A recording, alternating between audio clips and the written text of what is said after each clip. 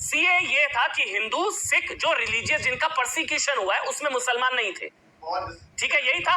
और ये लोग शाहीनबाग में बैठे थे कि मुसलमानों को भी नागरिकता दो, यही था ना सीए। ये विदेशी मुसलमानों के लिए अपने घर में आग लगाते थे ये लोग, और हम हमारे जो भाई हिंदू अगर मर रहे हैं बांग्लादेश में उनके लिए भी आवाज नहीं उठा सकते। यही फर्क है, और सीखना चाहिए हमें था, हिंदुओं को तो सीखना चाहिए इन लोगों से। सही बात है। कहा जाता है हिंदू राष्ट्र, बॉर्डर मुस्लिम होते जा रहे हैं 50%। मुझे सर वो 2047 वाली रिपोर्ट याद है, उसमें लिखा था कि हमको सिर्फ 10% मुसलमान साथ आ जाए तो डरपोक हिंदुओं को घुटने पर ले आएंगे। ये पीएफआई की रिपोर्ट थी, पीएफआई को लेकर 50%। अश्विनी उपाध्याय, हैरानगी आपको? आप जो बहस कर रहे हैं बहुत ही गंभीर विषय बहस कर रहे हैं, इसलिए मैं देश के सभी दर्शकों से कहूंगा जो लोग इस समय देख रहे हैं, खास तौर पे आज के इस एपिसोड को अपने रिश्तेदारों को, नातेदारों को जरूर भेजें पूरे देश में। सत्यमेव जयते। पीएफआई का प्लान है ना 2017 2047, उसको कोई भले हवाई माने, मैं उसको बहुत गंभीरता के साथ लेता हूं। इसीलिए मैंने 2017 में, अब से 5 साल पहले मैंने पीआईएल फाइल करके सुप्रीम कोर्ट में कहा था 5 करोड़ आ गए हैं, इनको जल्दी निकालिए, वहां रोकिए। आपने बोला मैं खिलाऊं, फिर आप क्यों वेट कर रहे हैं एनआरसी का? मैं डेटा दे देता हूँ। आप एनआरसी का वेट कर रहे हैं? भाई मैं एनआरसी और सीए दोनों के विरोध में हूँ। विरोध में? तो फिर वेट क्यों कर रहे हैं? वंचित शोषितों के हक के लिए अगर 10 बार भी आंदोलन करना पड़े शाहीन बाग जैसा, तो हम करने के लिए तैयार हैं। ये बात के लिए तैयार रहिए। घुसपैठियों के लिए आंदोलन नंबर 1। नंबर 2 बांग्लादेशियों के लिए आंदोलन। क्या दोस्तों, एक रिपोर्ट आई है, हिंदुस्तान के बॉर्डर का इस्लामीकरण हो चुका है, जो हर हिंदुस्तानी के लिए चिंता का विषय है। बड़े प्लान के साथ रोहिंग्या और बांग्लादेशियों को बॉर्डर पर बसाया जा रहा है, और मौलाना कहता है कि हम सीएए और एनआरसी के खिलाफ हैं और घुसपैठियों के साथ हैं। कृपया वीडियो को अंत तक देखें और वीडियो को शेयर, लाइक और सब्सक्राइब करें। एक ऐसी खबर जिसमें हिंदुस्तान की पहचान मिटाने की साजिश है, एक ऐसी खबर जो आपको बताएगी कि हिंदुस्तान के बॉर्डर पर कुछ बहुत खतरनाक हो रहा है। हम एक गजवा व्यू में पूरी तरह, जो चक्रव्यूह होता है ना, उस तरह से आप समझिए गजवा व्यू है, पूरी तरह से हम लोग घिर चुके हैं। भारत का नक्शा देखिए और समझिए कि कैसे बॉर्डर पर इस्लामीकरण का लक्ष्य पूरा हो गया है। बॉर्डर पर इस्लामीकरण का लक्ष्य पूरा हो गया है, मिशन गजवा हिंद पूरा हो गया है। इंडिया में तो प्लान चल रहा है ना 2047, लेकिन बॉर्डर पर तो गजवा हिंद पूरा हो गया है। बॉर्डर पर गजवा हिंद का मिशन इस्लाम सफल हो चुका है। समझिए, आंकड़े बताऊंगा, आप हैरान हो जाएंगे, सुने नहीं होंगे ये रिपोर्ट, कोई दबाकर बैठे हैं लोग इस रिपोर्ट को। यूपी बॉर्डर से लेकर राजस्थान बॉर्डर और उत्तराखंड से लेकर असम तक बॉर्डर पर मुस्लिम आबादी इतनी तेजी से बढ़ी है, जिसे जनसंख्या जिहाद एक तरीके से इसे कहा जा रहा है। इसी के आधार पर कहा जा रहा है कि बीएसएफ को अब आगे बढ़ने दिया जाए, 50 किलोमीटर के बाद अब 100 किलोमीटर तक बॉर्डर पर आने दिया जाए। नेपाल से सटे यूपी बॉर्डर पर मुस्लिम आबादी 32% तक बढ़ चुकी है। और सुनिए, बॉर्डर एरियाज में जो गांव हैं, 116 के करीब गांव, उसमें मुस्लिम आबादी 50% से ज्यादा बढ़ गई है। यूपी के 7 जिलों में मुस्लिम आबादी 50% बढ़ी है। वो कौन कौन से जिले हैं वो भी है मेरे पास, महाराजगंज, सिद्धार्थनगर, बलरामपुर, बहराइच, श्रावस्ती, पीलीभीत, लखीमपुर खीरी। ये वो 7 जिले हैं जिनमें मुस्लिम आबादी बताया जा रहा है बेतहाशा बढ़ी है। फिगर्स जो है वो 113 गांव की 50% है, 7 जिलों में 32% है। और सुनिए, 303 गांव, 116 गांव की बढ़ी 50%, 303 गांव उत्तर प्रदेश के बॉर्डर एरियाज में, वहां पर मुस्लिम आबादी जो बढ़ी है 30 से 35% तक बढ़ गई है। 303 गांव में 30 से 35%, मतलब जैसे कोई जनसंख्या जिहाद चल रहा है, कोई घुसपैठ हो रही है। ये कुछ बहुत खतरनाक हो रहा है। और आगे आप समझिए इसको, ये भी बताया जा रहा है रिपोर्ट में कि मस्जिद और मदरसों की संख्या में अचानक से जंप आ गया उन बॉर्डर एरियाज पर। वो संख्या बताई जा रही है 25%। ये यूपी की बात हुई। आगे बढ़िए, असम, बहुत ध्यान से सुनिएगा, ये खबर हैरान कर देने वाली, आप भी महसूस करेंगे कि बॉर्डर पर कुछ बहुत खतरनाक हो रहा है। असम में, जैसे आपको बताया यूपी का जो बॉर्डर लगता है, असम के साथ जो बॉर्डर लगता है, असम में जो बॉर्डर लगता है, बॉर्डर पर मुस्लिम आबादी 30% से ज्यादा बढ़ गई है। असम के बॉर्डर एरियाज में मुस्लिम आबादी 30% से ज्यादा बढ़ गई है। यहां पर भी बताया जा रहा है रिपोर्ट में कि मस्जिद मदरसों में अचानक से बढ़ोतरी हुई है। ये असम में हो रहा है, ये उत्तर प्रदेश में हो रहा है, राजस्थान के जो सीमावर्ती इलाके वहां पर हैरत अंगेज जनसांख्यिकी असंतुलन देखा गया। अचानक से मुस्लिम आबादी बढ़ती हुई नजर आई है। सीमावर्ती इलाकों में तेजी से मुस्लिम आबादी बढ़ी है और वहां पर भी मस्जिद मदरसे अचानक से बढ़े हैं। उत्तराखंड, ये सारे बॉर्डर एरियाज हैं। जो नक्शा भी मैं आपको दिखा रहा था उसमें भी आप देखेंगे तो जो बॉर्डर एरियाज हैं उसमें आप ग्रीन जो पट्टी देख रहे हैं वो एक तरीके से पूरी तरह से स्ट्रेटेजिकली भारत को घेरा जा रहा है। ये गजवा हिंद का प्लान हो सकता है, ये कुछ भी हो सकता है। ये नेशनल सिक्योरिटी का कंसर्न है। मतलब ये इसको इस तरह से समझा जा रहा है जिसमें बॉर्डर सिक्योरिटी फोर्स की भूमिका बढ़ गई है। उत्तराखंड में बॉर्डर इलाकों में मुस्लिम आबादी में बढ़ोतरी, बॉर्डर इलाकों से मस्जिद मदरसे की संख्या बढ़ी। पश्चिम बंगाल में पहले से ही आप जानते हैं, वहां तो सीएम ये कह देते हैं कि कोई हाथ लगा के दिखाते हैं रोहिंग्याओं को, घुसपैठियों को। यही होता है, यही तुष्टीकरण वाली पॉलिटिक्स होती है। बांग्लादेश से सटे कई इलाके मुस्लिम बहुल है। बॉर्डर पर तेजी से मुस्लिम जनसंख्या में बढ़ोतरी हुई और कश्मीर तो पहले से ही मुस्लिम बहुल है। केरल 75 जिले, वो सारी चीजें हैं। असल में हिंदू मुसलमान का मुद्दा नहीं है, ये नेशनल सिक्योरिटी का कंसर्न है। इंडिया को कैसे, इसमें तो ये भी रिपोर्ट में ये भी बताया, आशंका है कि जैसे चिकन नेक है ऐसे ही मुस्लिम पट्टी बनाने की है, मुस्लिम गलियारा बना दिया जाएगा जो सीधा पाकिस्तान में घुसेगा। ये भी एक मुस्लिम गलियारा भी बनाने की कोशिश है। कहने को हिंदू राष्ट्र है, कहा जाता है हिंदू राष्ट्र, बॉर्डर मुस्लिम होते जा रहे हैं।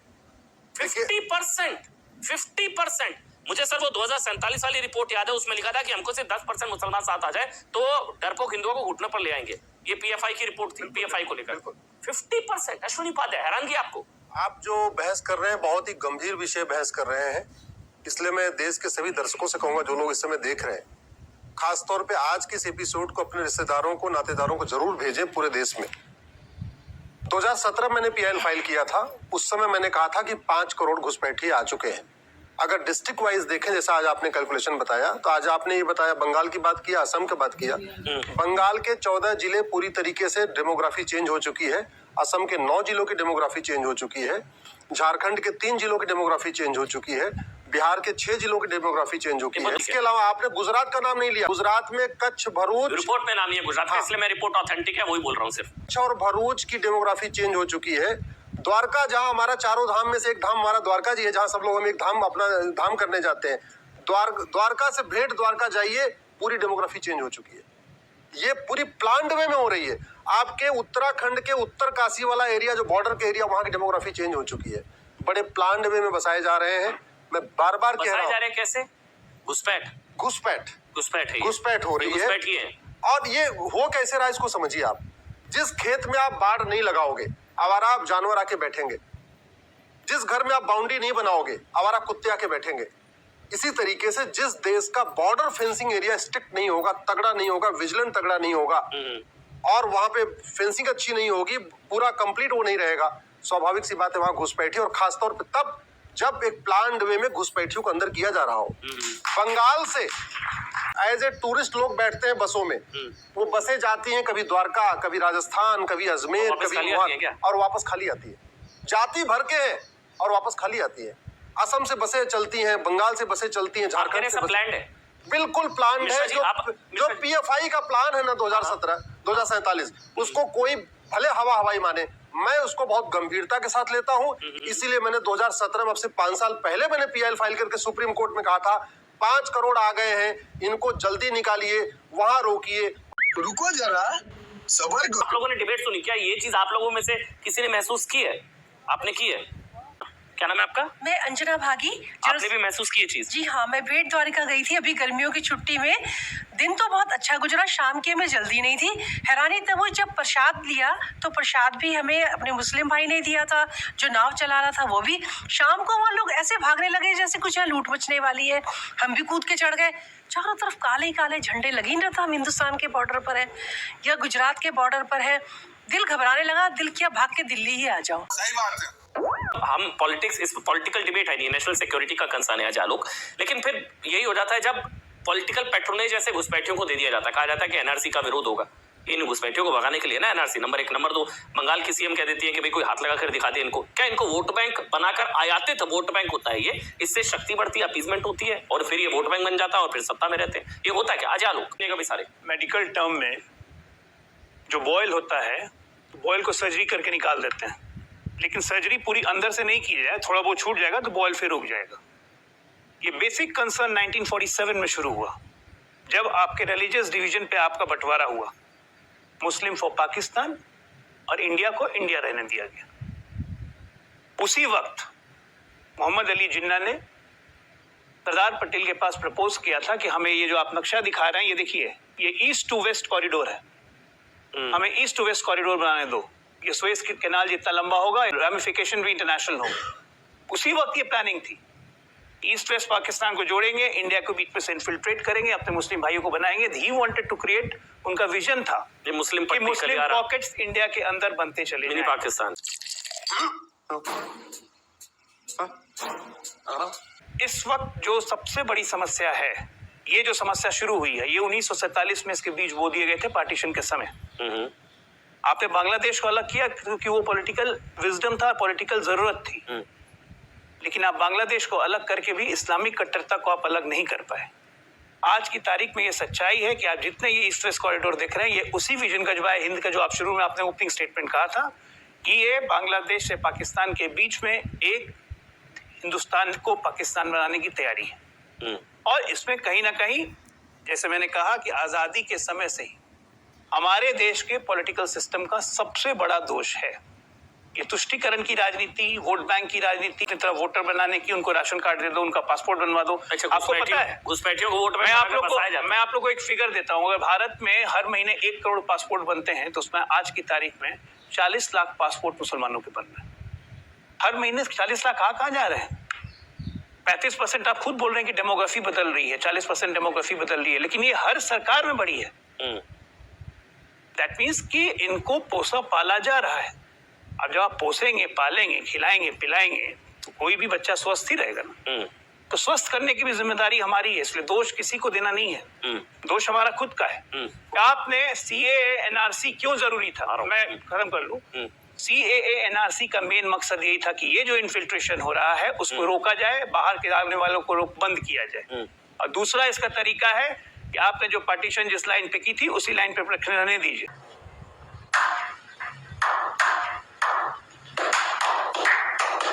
और अभी तो रुको, क्लाइमैक्स अभी बाकी। ठीक, NRC इन्हीं के लिए तो था, घुसपैठियों के लिए। शोएब, इन घुसपैठियों को भगाना था ना, घुसपैठियों को भगाने के लिए NRC था। CA तो नागरिकता के लिए था, वो तो अलग हो गया, लेकिन NRC शायद इन्हीं घुसपैठियों के लिए था। शोएब, हाँ, मैं भी इंतजार कर रहा था। नहीं, अगर यार NRC के साथ है या खिलाफ है? आपने बोला मैं खिलाफ हूं, फिर आप क्यों वेट कर रहे हैं NRC का? मैं डेटा दे देता हूँ। आप NRC का वेट कर रहे हैं? भाई मैं NRC और CA दोनों के विरोध में हूँ। विरोध में? तो फिर वेट क्यों कर रहे हैं? आप घुसपैठियों के साथ क्यों हैं? मैं वेट इसलिए कर रहा हूँ कि NRC का पिछले आप NRC के खिलाफ है? बिल्कुल खिलाफ। घुसपैठियों के साथ है? सपोर्ट NRC, हाँ या ना? मैं क्या सपोर्ट करूंगा? NRC, yes or no? आप सपोर्ट करते हैं, हाँ या ना? नहीं, मैं NRC सपोर्ट नहीं करता। तो फिर क्यों बोल रहे हैं इंतजार कर रहा हूँ? आप देखिए कैसे मैं इंतजार कर रहा था अपनी बारी का। आप एकदम से पलट गए। आपने बोला मैं NRC का इंतजार कर रहा हूँ। देखिए, मतलब नहीं, ऐसे नहीं कहा, आप मजाक नहीं। अगर यार NRC के साथ है या खिलाफ है? आपने बोला मैं खिलाफ हूँ, फिर आप क्यों वेट कर रहे हैं NRC का? मैं डेटा दे देता हूँ। आप NRC का वेट कर रहे हैं? भाई मैं NRC और CA दोनों के विरोध में हूँ। विरोध में? तो फिर वेट क्यों कर रहे हैं? आप घुसपैठियों के साथ क्यों हैं? मैं वेट इसलिए कर रहा हूँ कि NRC का पिछले आप NRC के खिलाफ है? बिल्कुल खिलाफ। घुसपैठियों के साथ है? अभी आप देखिए मैं किसके साथ हूँ या नहीं हूँ। चलिए आप बोलिए। जरूर। देखिए, पिछले दिनों जब NRC हुई, पहली बात तो ये जिस तरीके से कह रहे हैं वेट कर रहे हैं, भाई अगर देश के संविधान को पिछड़े वंचित शोषितों के हक के लिए अगर 10 बार भी आंदोलन करना पड़े शाहीन बाग जैसा, तो हम करने के लिए तैयार हैं। ये बात के लिए तैयार रही। घुसपैठियों के लिए आंदोलन नंबर 1। नंबर 2, बांग्लादेशियों के लिए आंदोलन। सुनिए, बांग्लादेश के लिए आंदोलन। अरे क्या बात करता है? उन्होंने खुद मुझे अजय आलोक और अश्विनी उपाध्याय, मुझे एक चीज सीखनी चाहिए। पूरी दुनिया के एक भी मुसलमान को कुछ होता है ना, तो पूरी दुनिया के मुसलमान खड़े होते हैं। या पूरी दुनिया के मुसलमान हिंदू मरते रहे, कोई दूसरे देश का हिंदू नहीं खड़ा होता, कोई नहीं खड़ा होता। मैं आपको बताऊं सर, कमलेश तिवारी से लेकर कन्हैया उदयपुर से लेकर क्या हो गया? क्या नेपाल का हिंदू खड़ा हुआ? क्या बांग्लादेश का हिंदू खड़ा हुआ? नहीं होगा। लेकिन अगर पूरी दुनिया के एक भी मुसलमान को कुछ होता है तो पूरी दुनिया का मुसलमान खड़ा होता है। सीखना चाहिए इनसे। ये विदेशी मुसलमानों के लिए देश में आग लगा देते हैं, शाहीन बाग करते हैं, हाँ या ना? आपने विदेशी मुसलमानों के लिए उनको नागरिकता मिल जाए, CA, उसके लिए शाहीन बाग किया। आप मीडिया कोऑर्डिनेटर थे। विदेशी मुसलमान के लिए CA क्या है? देश के नागरिकों के लिए अब आप CA क्या है? अच्छा, एक मिनट, नहीं शोएब सीए क्या है? सीए क्या है? करना पड़ेगा तो करेंगे, विदेशियों के लिए साथियों के साथ करेंगे। अच्छा एक मिनट समझते हैं? एक मिनट शांत, एक मिनट शोएब, एक मिनट अवनी जैसी, एक मिनट शोएब, सीए क्या है? सीए क्या है? एक मिनट शांत, आपकी तरफ से सवाल ले रहा हूँ। सीए क्या है? शोएब बता रहे हैं सीए क्या है? सीए क्या है? भारतीयों से क्या लेना देना? सीए ये है, चुनौती दे रहा हूँ, अगर साबित कर सीए दे, ये है, एंकरिंग छोड़ दूंगा सर। सीए का इंडियन भारतीयों से लेना देना ही कोई नहीं धर्म है। के बुनियाद पर घुसपैठियों को नागरिकता देने का कुकर्म है। तो सीए विदेशियों के लिए है ना वो। धर्म के आपने बुनियाद बोला पर भारतीयों से क्या घुसपैठियों लेना को देना? नागरिकता देने का कुकर्म है, इसलिए हम घुसपैठियों के साथ। अच्छा सीए ये था कि हिंदू सिख जो रिलीजियस जिनका परसिक्यूशन हुआ है उसमें मुसलमान नहीं थे, ठीक है, यही था। और ये लोग शाहीनबाग में बैठे थे कि मुसलमानों को भी नागरिकता दो, यही था ना सीए। ये विदेशी मुसलमानों के लिए अपने घर में आग लगाते थे ये लोग, और हमारे जो भाई हिंदू अगर मर रहे हैं बांग्लादेश में, उनके लिए भी आवाज नहीं उठा सकते। यही फर्क है, और सीखना चाहिए हमें था, हिंदुओं को तो सीखना चाहिए इन लोगों से। सही बात है। Hello hello hello hello hello, थोड़ी जाग जाओ। हेलो हेलो, खत्म, बाय बाय, टाटा, गुड बाय, गया।